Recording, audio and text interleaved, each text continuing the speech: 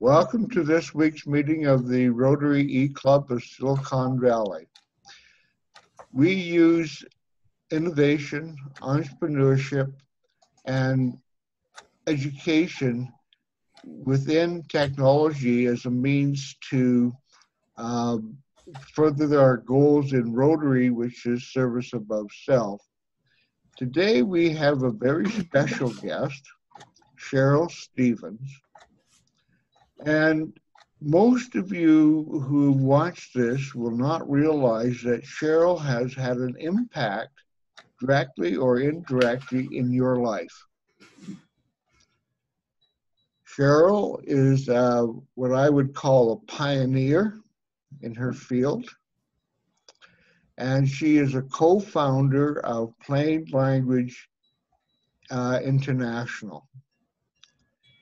Being a lawyer, she's had a huge impact in my life. She has, within her field, has impacted the way that statutes are written and also the way that contracts are drafted. She has removed the archaic language from law, which was rooted in the 16th, 17th, and 18th, and 19th century, and has brought us into the 21st century in terms of being able to communicate to people in terms that they understand. And it is a great how can I put honor to introduce Cheryl as a speaker to our club.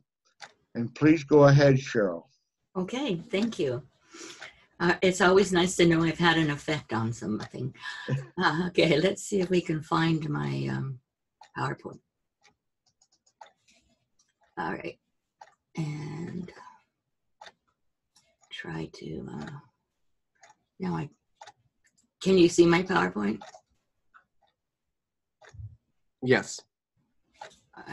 I've got too many things on the lid. I can't get it to start from the beginning. Okay. All right, so we know who I am. So plain language is about meeting both the goals of users and the businesses that are delivering a message. Aristotle, back in his day, started the concept of the communication triangle, which is based on, so that's why I stuck this triangle in here. It's based on knowing what you want to get across, who your listener or reader is, and crafting a message that meets the intentions of all. And nowadays they call that kind of stuff content, and figuring that out is called the content strategy, but in the academic world we call it rhetoric. Okay, so plain language follows the rules of rhetoric, and it helps everyone. So I can prove these things, but I won't in 15 minutes. It is more efficient and effective. It builds a cohesive culture within companies or agencies. It saves everybody time and money. It reduces training time, staff turnover, and staff costs. It reduces risk and avoids litigation successfully. It avoids misunderstandings from ambiguities, and it meets consumers' needs for information they can act on. And one of my colleagues came up with this concept. It's information they can locate, understand, and act on. This is the definition, this is a synthesis of the definition written by the International Plain Language Federation, which is a federation of the three nonprofit international organizations promoting plain language. And their definition says that the material is in plain language if you can show that people can find what they need, they can understand it, and then they can take the steps they need to take. My students like this because this chart here, because they can shorten it as Luna and just talk about Luna. Does this material satisfy the Luna requirements? So there. Oh, we got to go back one. And another one. Sorry. We're going forward instead of backwards. How's that possible? I'm sorry.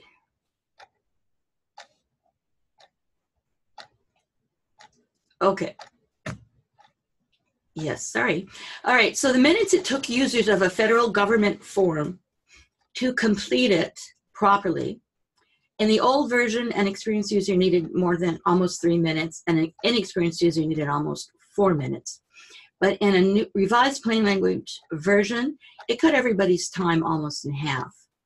And this consistently, like initially they had lawyers in Australia look at their Companies Act and then gave them a plain language version, and they could solve problems. They could read faster and solve problems faster, 30% faster with the plain language version. And in Alberta Agriculture, which is the Department of Government there, they rewrote their forms in plain language. They found they could process applications 7 times faster, 20% fewer mistakes by the public.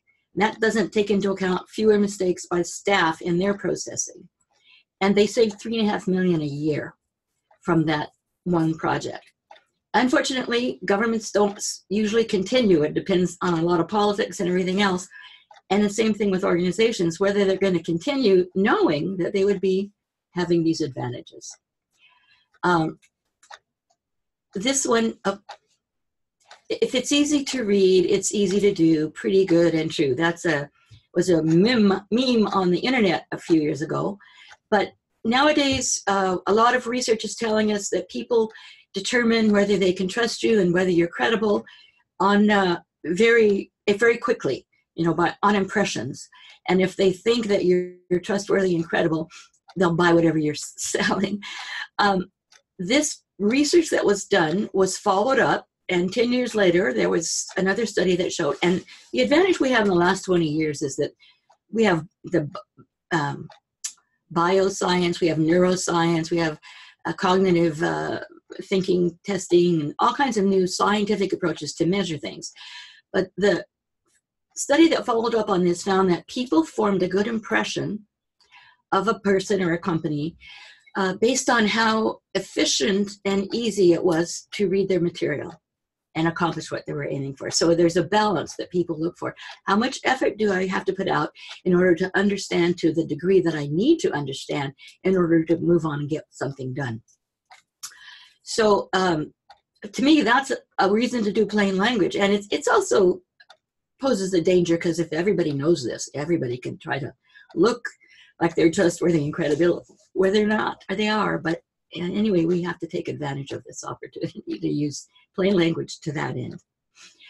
You hear a lot about design thinking these days, and this is an example of how plain language is also a design process, in that we have to research, synthesize what we learn about both the audience and the company and the message we want to deliver, understand it as we want the user to understand it, write it up, test it, do a sample, do a pilot project, test it, and go through those steps again. So design thinking and process thinking is something that we use in plain language.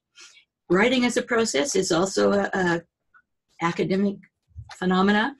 And what it's taught is that you don't just write a first draft and release it. You have to put some energy and thought into planning what your message is, who your audience is, how you're going to reach them best, in what format. So you plan, you draft, you try it out, you revise in response to your feedback, and then you can deliver your message to the public and expect it to be effective.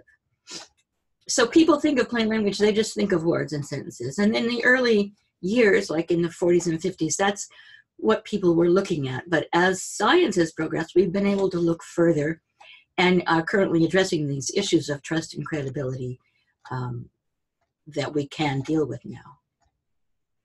So in plain language, we try to follow the grammar rules and the style tips that all the teachers teach, style guides, whether they're commercial or corporate style guide. We'll deal with all that.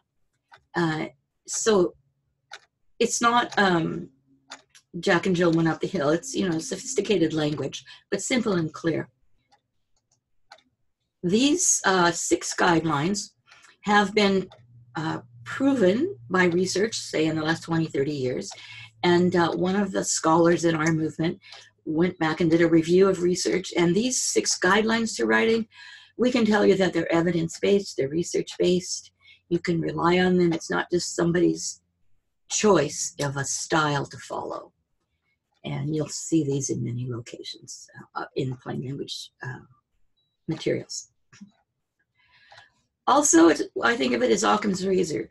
If the material is complicated, the material is complex or unnecessarily complicated, with the plain language, with trying to figure it out and understand how we want it to be used, we try to cut through all the complexity and just find a direct message that the user needs at that time. Not everything they need to know, but what they need to know in order to take the action they're going to take. The problem, and here, 4 basic principles. This is a fortune cookie message. Clarity, brevity, simplicity, and humanity. That you can't go wrong with that. And here is something I did for a multicultural center. Valid and useful knowledge about parenting is lodged within social network, culture, history, and across generations. But what they really wanted to say to parents was, people learn how to be parents from their family, friends, their culture, and history. It's just simpler, and it cuts through and follows the plain language guidelines to be plain and clear. So it's not less sophisticated, I would suggest, or dumbing down. It's just cutting through the mess. Then the measure has to be relative to the audience. Again, with our triangle of communication, we need to know who we're talking to. So plain language is a variable, not an absolute. If I'm writing to engineers, if I'm writing to a tech startup, whoever I'm writing for, I can assume they have a certain background, a certain knowledge and vocabulary that I can use. But if I'm writing about health issues, I know from the statistics that I need to write to a 6th grade level, both in vocabulary and format, etc. All right, so what do I know about audience in general? These are the reading statistics. On the left here is the grade, school grade, that you see when you use a readability test online or in Microsoft Word. And beside the bars are the number of people, the percentage of people at that level. So 3% of the population is reading above college level. And that's consistent across 20 countries in the developed world. A third are reading at high school level, and 27% are reading below grade 6. Now, in 1993, they started doing international surveys of competency at reading and found that was valuable, and it has continued since 1993, and currently the name of the organization is PIACC. It's conducted by UNESCO. So 5th level of competence is adept, that we have most people are competent. A third are level 3 that they refer to as proficient, 2 is challenged, 1 is struggling, and 0 is people who can't read well enough to take the test. People who are struggling recognize words. People that are challenged can read a simple document, a simple sentence, they can find a piece of information and use it.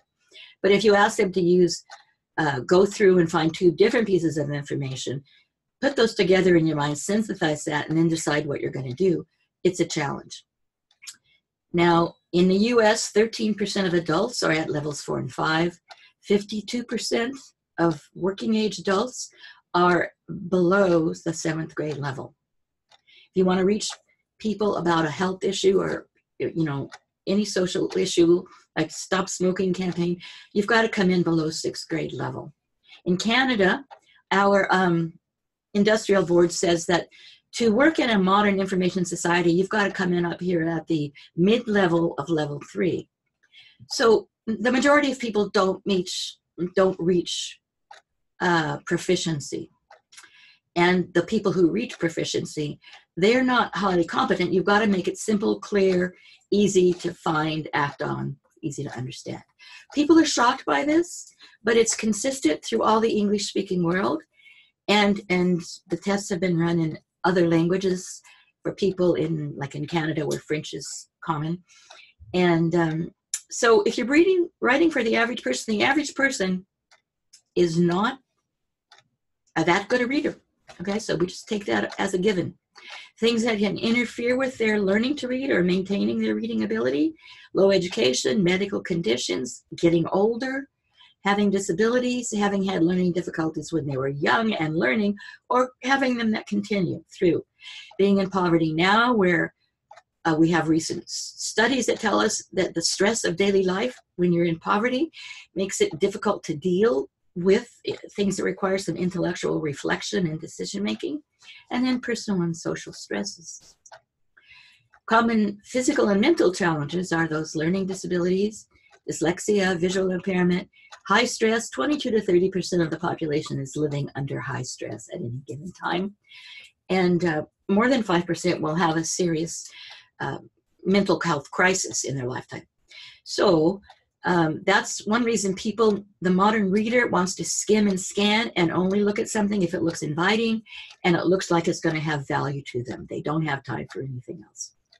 Medical issues, even diabetes, can interfere with comprehension and information processing, as do mood disorders. And if you combine a light depression with some low vision, people are going to have problems, and you've got to reach out to them and make the information easy to use and understand. So that's our goal with plain language, making it easy to use and understand. And these are the organizations that are key in helping do that. The U.S. federal government has a staff group, a very good website with advice on how to do it. The Plain Language Association International is the one that I co-founded in 1993. The Center for Plain Language is international, but it's located in Maryland, and they do a lot. They have a website with lots of information, and they do annual awards for good and bad public communication. Clarity is international, and it's about legal language. And as well, they've got a website and a very good journal. International Plain Language Day is what I invite you to participate in with me and others around the world. On October 13th, we have a celebration of our efforts to communicate clearly. And that's my session, a presentation. So questions?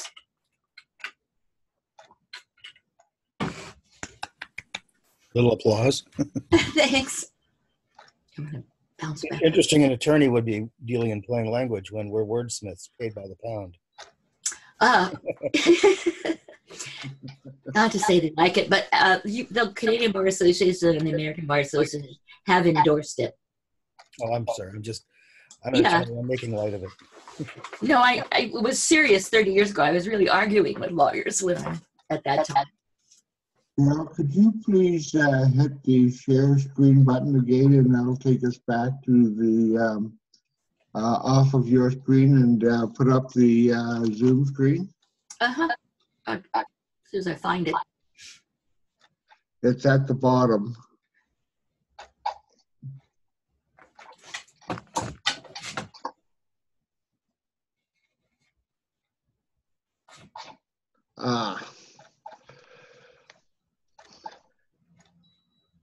Do we have any questions of Cheryl?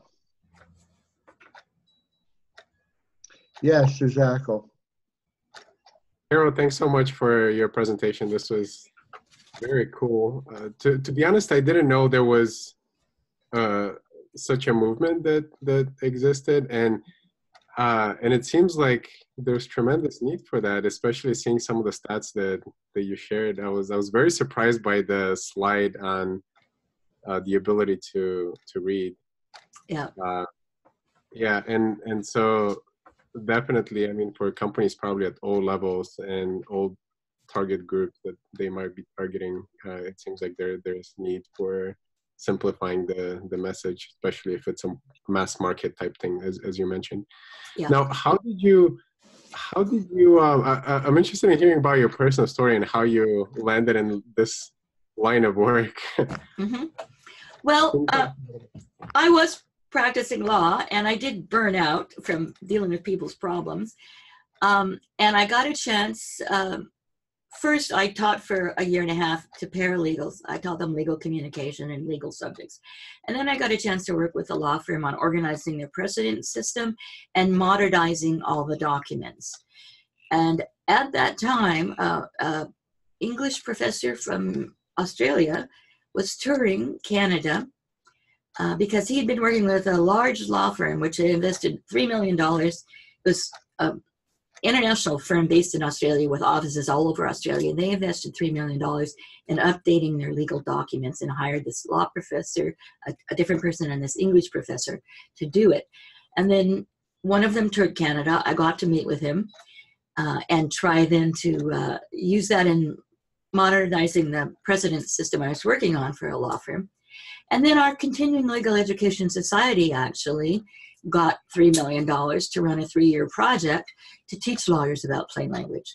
So I went to that group, and from there, I launched my own consulting business in plain language. And that's why actually with another woman, we launched the organization, because we were pretty isolated then. And it was, we needed a network to keep each other mentally healthy while arguing with all kinds of people about the language. That's why in the last 20 years, the amount of science that's become available to us, where we don't have to argue, we can just say, look, here's the evidence. And Joe Kimball has written a book, Kimble, that collected 30 years of evidence of cost savings and benefits in Canada and the US and Australia too, I think. Yeah. So now, as I say, after consulting at it for a long time, I got a chance to teach. We set up a plain language certificate program in continuing education at Simon Fraser University. And I was involved with that from the start and teaching that. Oh, very cool. Thanks. Mm-hmm. My main... Do you have any questions? My main client right now is located in the Silicon Valley, Melissa Kargianakis with Skritzwa. And we're working on, I'm the expert on plain language, and they're building an artificial intelligence to which you can load up your own style guide and your preferences and your technical terms and substitutions. You basically build your own version of it, and then you can run your material through it and make sure that every document, every department, all across the enterprise, you're all producing consistent and simplified communication. So it's the startup. We're still in the building stages, but it's very encouraging because it will save everybody so much time. A lot of people over the years just can't believe how much time it takes to produce a plain language document, even when you've got the content handed to you and you just have to edit it. It's a time-intensive thing, and we're hoping this AI will shorten that time for people. Now you've got me thinking about looking at my documentations and other things and seeing if they need to be reduced. But you know, it's a very specialized area, so terminology is specific. Yeah, try the Hemingway app. You can download it onto your computer. You run a document through it, and it'll color it up and show you which sentences are too long, which are way too long, which things on those guidelines I listed. It'll highlight those for you to reconsider, and you can edit your own document and save it to Microsoft Word. Well, as you may have seen what I put in the chat room, sesquipedalians never eschew obfuscation. Yeah. I know. I used to worship that book when I was, that style guide when I was working in the law firm, because at least it went for simplification. Well, so did E.B. White's and Strunk's Elements of Style. Yeah. But the thing is that most people, they never get any training in writing or in revising and editing their own material in college or on the job. And so people stumble along. It's not something that most people will invest time and money to become more professional as a writer when your main service is something different than writing. But yeah, it's a matter of developing the attitude of having concern for your reader, making sure you're getting through to them. A lot of examples have been given, like imagine you're talking to your grandmother over dinner and explaining your product line. Use the language you would use with someone you respect, but who needs a simple explanation. Yeah, it seems like within that tech space, there will be a lot of opportunity for that type of communication and in support documentation, for example, where maybe you're trying to explain something that's more complex, or you really, really want to make sure your point gets across to people. Yeah. Well, every field develops its shorthand, the jargon that everybody in the field understands. There have been some studies that show that in a big business, everybody assumes everybody knows what a word means and they keep using it, but half the people don't know what it means and they just stumble along. But even in plain language, we have to continually fight not to use our own jargon. And working with the tech industry, like I had a person write a blog for me, and it was the HITL-AI. And I said, okay, what's that? But at least I can look it up on the internet nowadays. So it's human in the loop, artificial intelligence. And my challenge these days is how to explain stuff that the techies are talking about in plain language. Every field has its own jargon. Yeah. And the more professional that you tend to be, the more jargon related it is. And the problem is that jargon gets in the way of communication because someone who's outside the profession, whether it be a client, patient, or whatever, does not understand the jargon.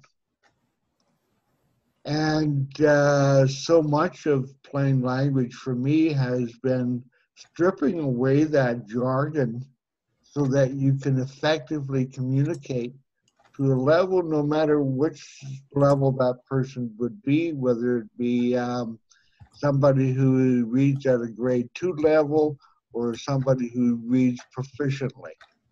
And you have to communicate. And if you communicate, then there's less likelihood that there's going to be litigation over the matter.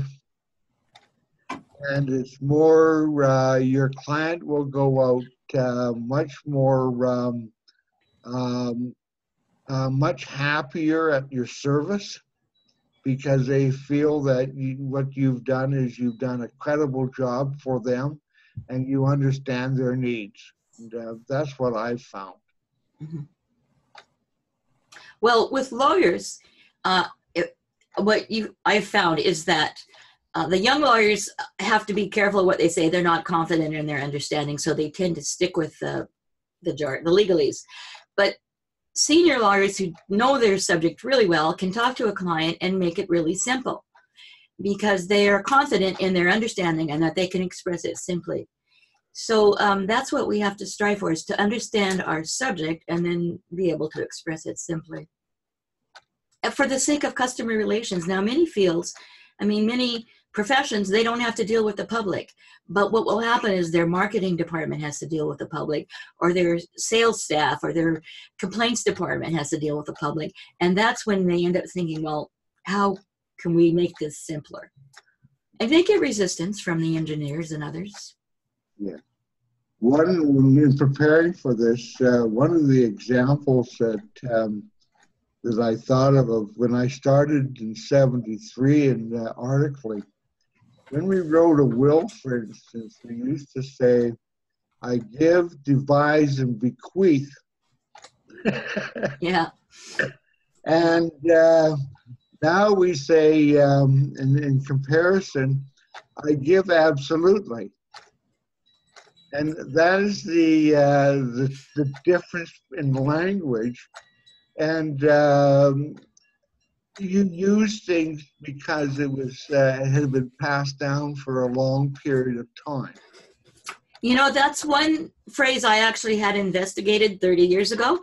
And give, devise, and bequeath came into use because anywhere in the world you had a will, if you were leaving a piece of property in Scotland, you had to use the term devise because the Scottish law had something, requiring that. So everybody in the English-speaking world added devise and continued using it for 100 years, even though the Scottish law had disappeared, had been replaced. So that we're using this stuff even though the reasoning for it is gone, long gone. And yeah, it's not easy you have to do that research, which they did at the University of Sydney Law School. They researched 30 of those kinds of phrases and showed how it was now safe to simplify. But that doesn't trickle down. It doesn't trickle down to the average lawyer. At the end of the meeting, there's a section where you can comment, and I would recommend everyone to write a comment. And if you have any questions of Cheryl, I'm quite certain that she will respond and answer those questions. I'd love to. And the other thing too is that please register your attendance. And if you are a guest and you put in your right email address, then what will happen is our club will send to you a makeup which you're able to take to your club secretary. Now, I've enjoyed this presentation very much, and I would invite Cheryl at this point in time to close out the presentation with her last words of wisdom. Okay.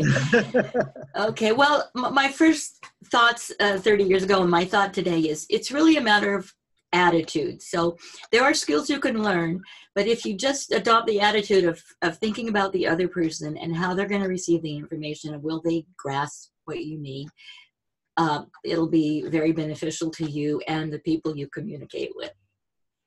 Oh, thanks. Thanks so much. Mm-hmm.